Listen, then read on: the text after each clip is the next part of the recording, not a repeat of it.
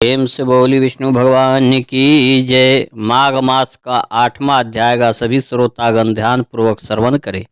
यमदूत कहने लगे कि तुमने बड़ी सुंदर वार्ता पूछी है। यद्यपि मैं पराधीन हूँ फिर भी तुम्हारे स्नेहवश अपनी बुद्धि के अनुसार बतलाता हूँ।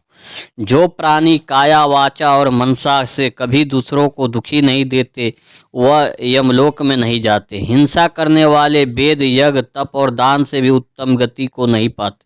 अहिंसा सबसे बड़ा धर्म तप और दान ऋषियों ने बताया है। जो मनुष्य जल या पृथ्वी पर रहने वाले जीवों को अपने भोजन के लिए मारते हैं वे काल सूत्र नामक नरक में पड़ते हैं और वहां पर अपना मांस खाते हैं और रक्त पीप पान करते हैं तथा पीप की कीच में उनको कीड़े काटते हैं। हिंसक जन्म माघ काने कुंबले लुल्ले लंगड़े दरिद्रा और अंगहीन होते हैं।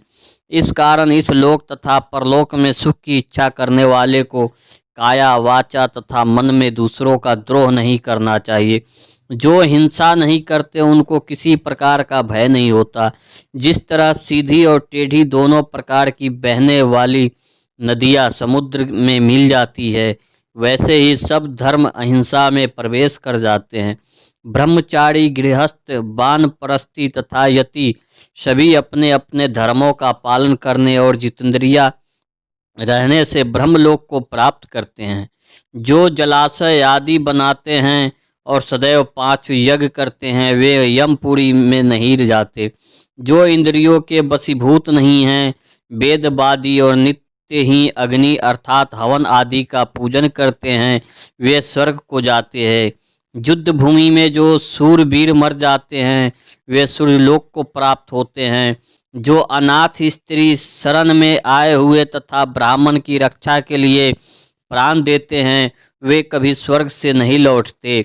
जो मनुष्य लुल्ले लंगड़े वृद्ध अनाथ तथा गरीबों का पालन करते हैं वह भी स्वर्ग जाते हैं। जो मनुष्य गौओं के लिए पानी का आश्रय करते हैं तथा कुआं तालाब और बावड़ी बनवाते हैं वे सदैव स्वर्ग में निवास करते हैं। जैसे जैसे जीव इनमें पानी पीते हैं वैसे ही उनका धर्म बढ़ता है। जल से ही मनुष्य के प्राण हैं इसलिए जो प्याऊ आदि लगाते हैं वह अक्षय स्वर्ग को प्राप्त होते हैं। बड़े बड़े यज्ञ भी वह फल नहीं देते जो अधिक छाया वाले वृक्ष मार्ग में लगाने से देते हैं। जो मनुष्य वृक्ष रोपण करता है वह सदैव दानी और यज्ञ करने वाला होता है। जो अच्छे फल और अच्छी छाया वाले मार्ग के वृक्षों को काटता है वह नरकगामी होता है। तुलसी का पौधा लगाने वाला सब पापों से छूट जाता है। जिस घर में तुलसी वन है वह घर तीर्थ के समान है और उस घर में कभी यमदूत नहीं जाते। तुलसी की सुगंध से पितरों का चित्त आनंदित हो जाते हैं और वे विमान में बैठकर विष्णु लोक को जाते हैं। नर्मदा नदी का दर्शन गंगा का स्नान और तुलसी दल का स्पर्श यह सब बराबर बराबर फल देने वाला है।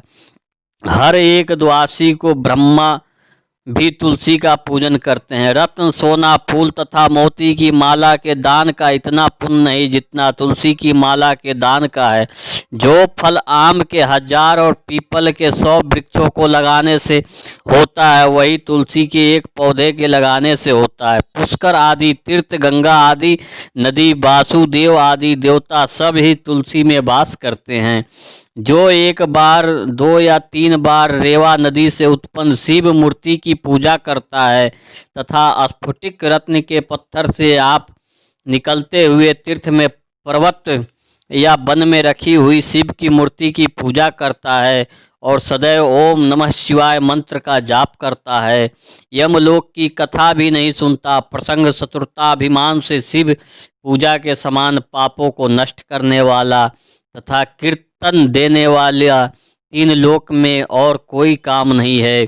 जो शिवालय स्थापित करते हैं वे शिवलोक में जाते हैं। ब्रह्मा विष्णु तथा शिव का मंदिर बनाकर मनुष्य वैकुंठ वासी होता है। जो भगवान की पूजा के लिए फूलों का बाग लगाते हैं वे धन हैं। जो माता पिता देवता और अतिथियों का सदैव पूजन करते हैं वे ब्रह्मलोक को प्राप्त होते हैं।